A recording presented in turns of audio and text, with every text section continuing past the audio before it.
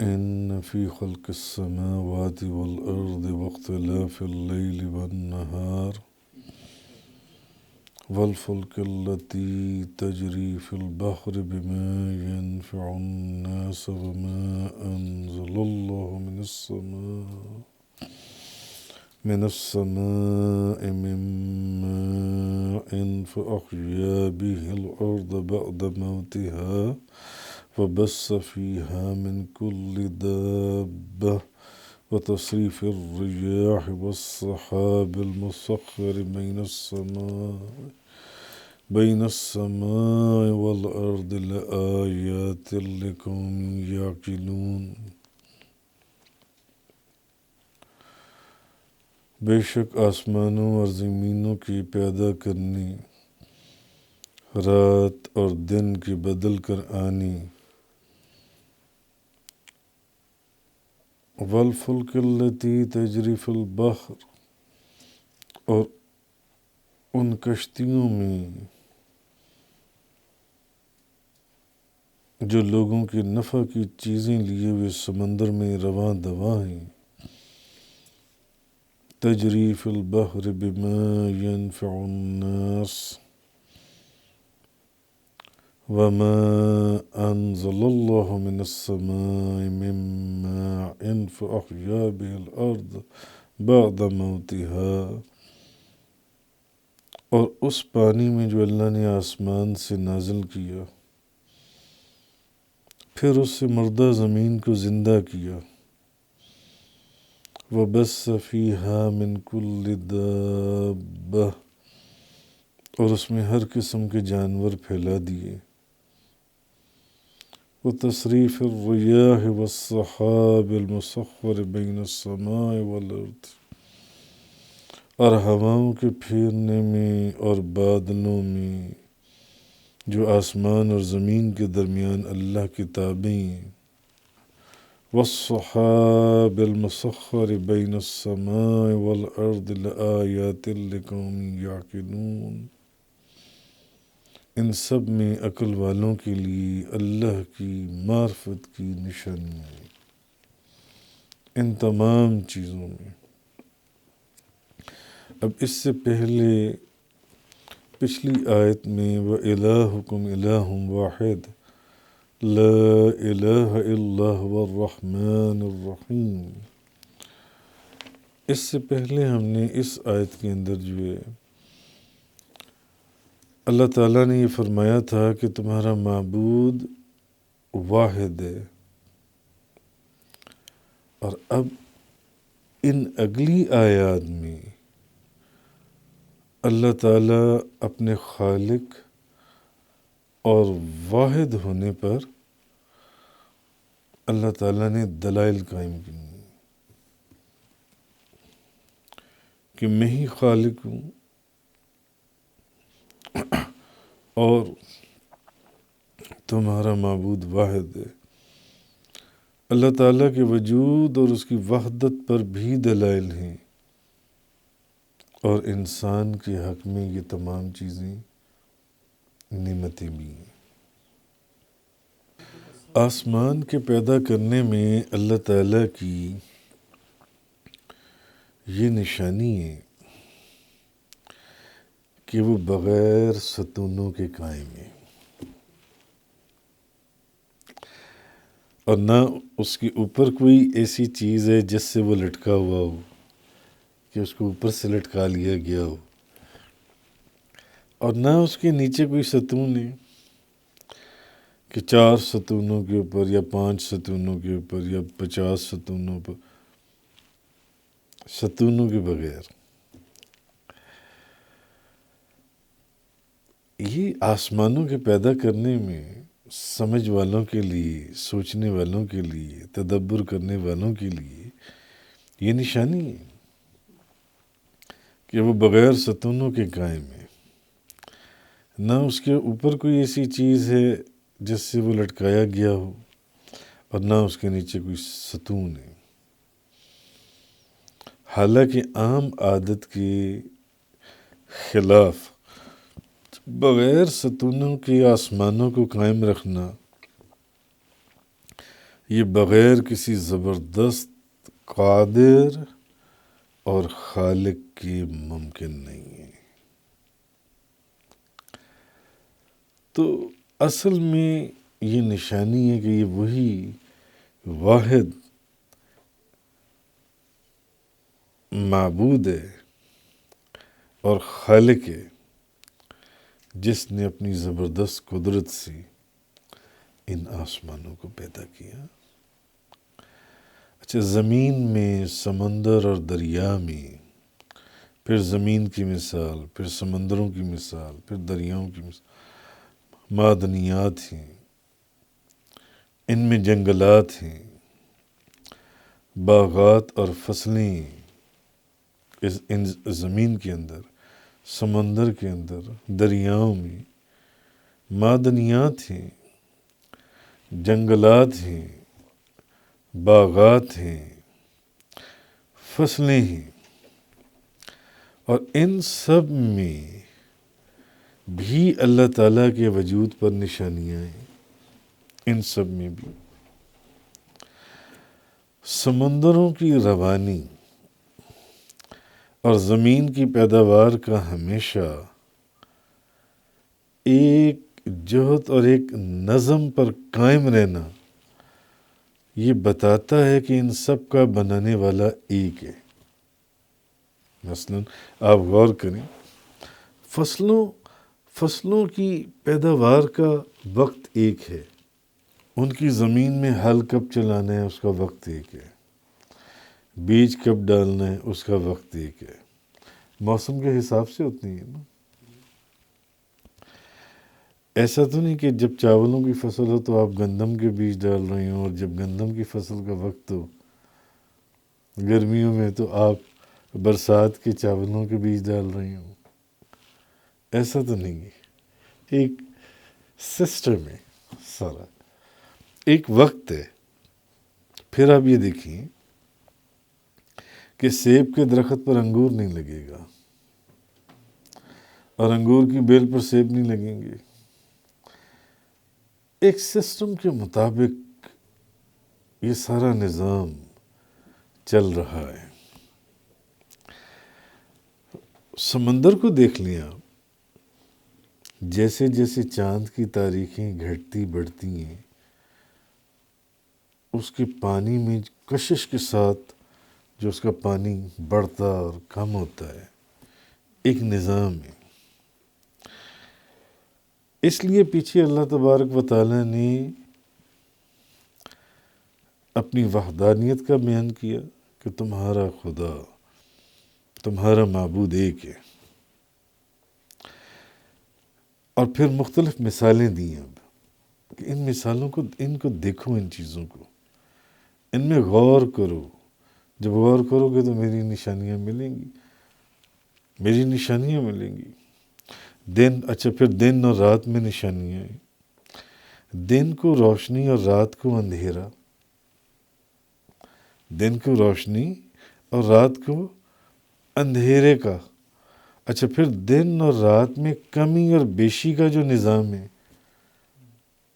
اس میں بھی اللہ کی ایک بڑی حکمت ہے۔ ہمیشہ جون اور جولائی میں دن بڑے اور راتیں چھوٹی ہوتی ہیں، اور نومبر اور دسمبر میں راتیں بڑی اور دن چھوٹی ہوتی ہیں، اور یہ نظام، اس میں کبھی کوئی فرق نہیں آتا۔ اس سے معلوم ہوا کہ اس نظام کا خالق بھی ایک ہی ہے۔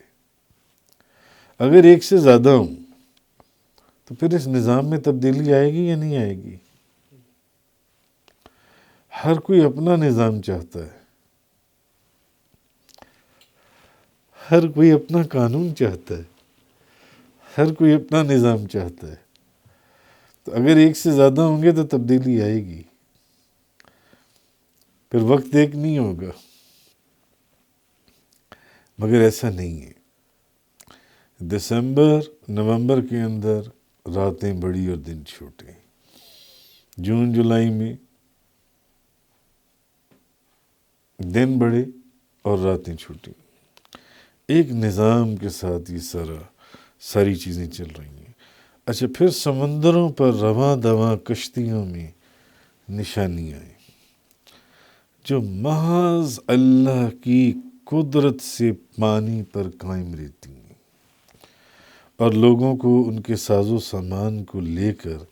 ایک مقام سے دوسرے مقام کی طرف منتقل ہوتی ہیں۔ وہ جو کشتیاں اور چھوٹی کشتیاں ہیں، بڑے بحری جہاز ہیں، فیریز ہیں، کروز ہیں، شپس ہیں، سپیڈ بوٹس ہیں۔ اچھا، پھر اس کے اندر آپ یہ دیکھیں کہ پانی کے اندر ہمیشہ لکڑی اور جو پلاسٹک کی چیزیں ہیں یہ پانی کے اوپر تیرتی ہیں۔ یہ پانی کے اوپر، پانی کی سطح آب پر یہ قائم رہتی ہیں، تیرتی ہیں، ڈوبتی نہیں ہیں۔ اور لوہے اور پیتل کی جون سی چیزیں ہیں وہ پانی میں ڈوب جاتی ہیں۔ لوہے اور پیتل کی چیزیں پانی میں ڈوب جاتی ہیں، لکڑی اور پلاسٹک وغیرہ کی چیزیں پانی میں یہ تیرتی ہیں۔ تو اب یہ بھی اس ایک واحد جو سب کا معبود ہے، یہ اس کی زبردست قدرت ہے۔ اس نے اپنی قدرت سے پلاسٹک میں اور لکڑی میں پانی کے اوپر تیرنے کی صلاحیت رکھی۔ وہ چاہتا تو پانی، پلاسٹک اور لکڑی ڈوب جاتے، لوہا اور پیتل پانی کے اوپر تیرتے، لیکن اس نے لوہے اور پیتل کے اندر ڈوبنا اور لکڑی اور پلاسٹک کے اندر پانی کے اوپر تیرنا رکھا، اور یہ ایک نظام کے اوپر قائم ہے۔ اگر یہاں پر بھی کوئی دوسرا خالق تو پھر نظام میں پھر تبدیلی آئے گی، نظام ایک جیسا نہیں رہے گا، ایک جیسا۔ بارش میں اللہ تعالیٰ کی قدرت پر نشانیاں ہیں کہ کس طرح بخارات سے حاصل شدہ پانی فضا میں جمع ہوتا ہے، کس طرح منتشر ہوتا ہے، اور اس زمین کی اور اس جہان کی کو قائم رکھنے میں اور اس کی بقا کے لیے وہ اس میں کیا رول ادا کرتا ہے۔ یہ جو بخارات ہیں اور یہ جو پانی ہیں اور یہ جو بادل ہیں، پھر ان سے سبزیاں اور پھلوں کی کس طریقے سے دوبارہ سے ایک کاشت ہوتی ہے، اور اس نظام کی وحدت بھی کسی سے چھپی ہوئی نہیں ہے کہ کوئی ایک ہے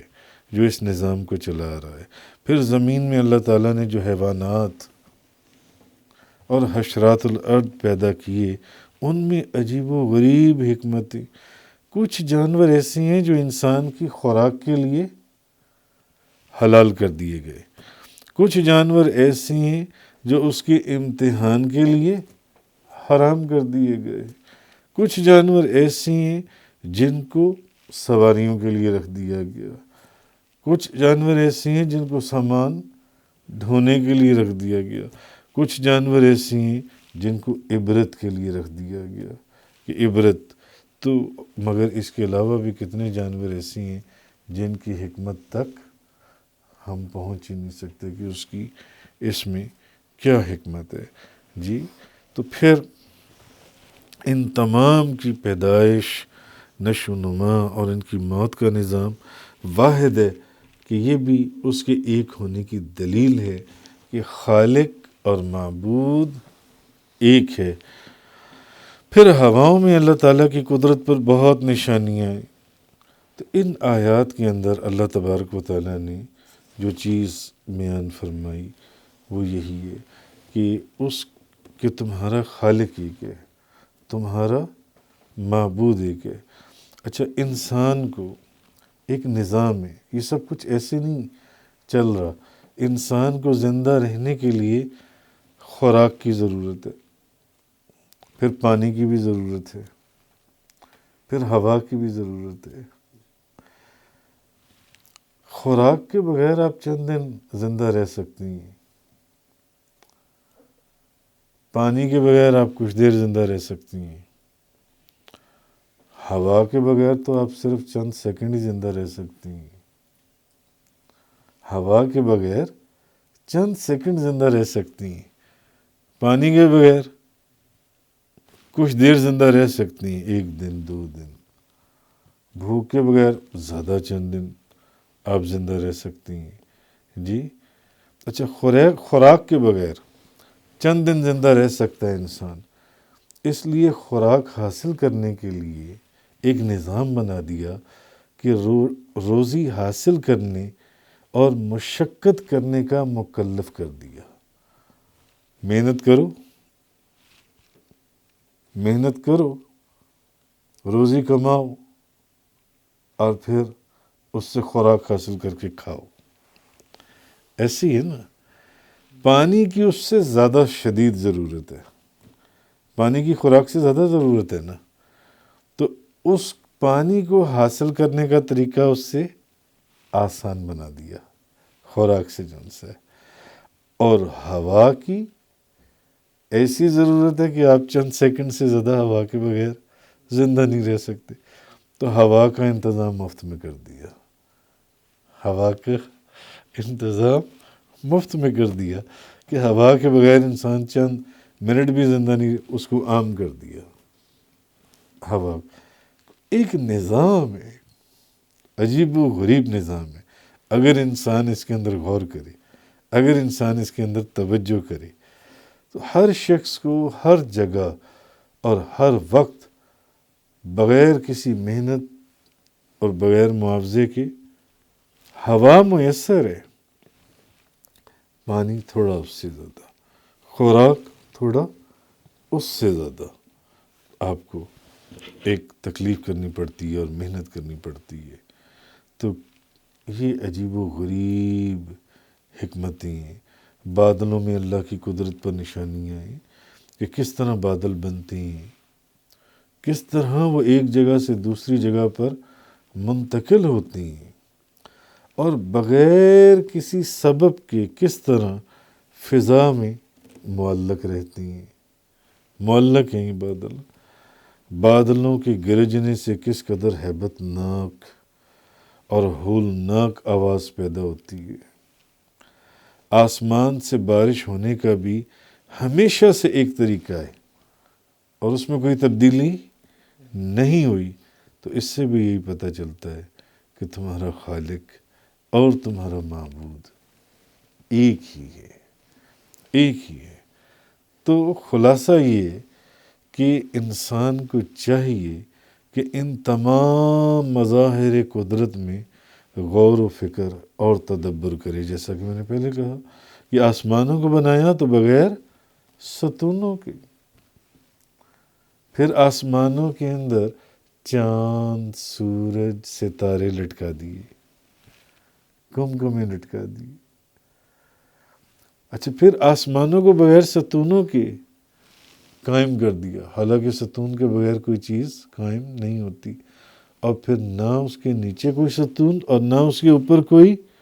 زنجیریں یا رسیاں کے اوپر سے آسمان باندھی ہوں، نہیں، یہ اس کی قدرت کی نشانیاں ہیں جس میں انسان کو غور و فکر اور تدبر کرنا چاہیے۔ اور یہ ساری کائنات، بعض لوگ کہتے ہیں کہ اتفاق سے بن گئی، نہیں، یہ ساری کائنات کوئی اتفاقی حادثہ نہیں ہے، اور اس کا نظم اور ربط، اس بات کی، اس کا جو نظم ہے، اس کا جو ربط ہے، وہ اس بات کی گواہی دیتا ہے کہ یہ بالکل کسی صحیح منصوبہ بنانے والے نے بڑی خاص منصوبہ بندی سے یہ سارا نظام قائم کیا ہے، یہ سارا نظام جو ان سے بنایا، اور اس کا پیدا کرنے والا وہ واحد ہے، علیم ہے اور حکیم ہے۔ امام فخر الدین رازی وہ ایک سفر کے اندر ایک جگہ سے گزرے، تو ایک بوڑھی اماں چرخہ کاٹ رہی تھی، تو انہوں نے ان اماں جی سے یہ سوال کیا، انہوں نے کہا اماں کیا خدا ہے؟ اماں جی نے امام فخر الدین رازی کو دیکھا، انہوں نے کہا بیٹا شکل سے تو بڑے پڑھے لکھے نظر آتے ہو، سلجھے ہوئے اچھے گھر کے پڑھے لکھے، سوال کیا کر دیے، کیا خدا ہے؟ انہوں نے کہا ہاں خدا ہے۔ انہوں نے کہا اماں جی آپ کے پاس اس کی کوئی دلیل؟ وہ کہنے لگی بیٹا تم دیکھو یہ چھوٹا سا چرخہ ہے، یہ بوڑھی اماں اس کو چلاتی ہے، اس میں اس دھاگا ڈالتی ہے، اس کو گھماتی ہے، اس کو چلاتی ہے تو یہ چرخہ چلتا ہے، اور اگر میں اس کو نہ چلاؤں تو میرے بغیر یہ چل نہیں سکتا۔ جب ایک چھوٹا سا چرخہ ایک بوڑھی اماں کی مدد کے بغیر نہیں چل سکتا تو اتنی بڑی کائنات کا نظام کسی کے بغیر چلائے کس طرح چل سکتا ہے؟ تو کوئی چلانے والا ہے، کوئی چلانے والا ہے، اور وہ خدا ہے، اللہ ہے جو اس کائنات کو چلا رہا ہے۔ تو پہلے اللہ تعالیٰ نے پچھلی آیت میں اللہ تعالیٰ نے یہ فرمایا کہ تمہارا معبود واحد ہے، وَإِلَٰهُكُمْ إِلَٰهٌ وَاحِدٌ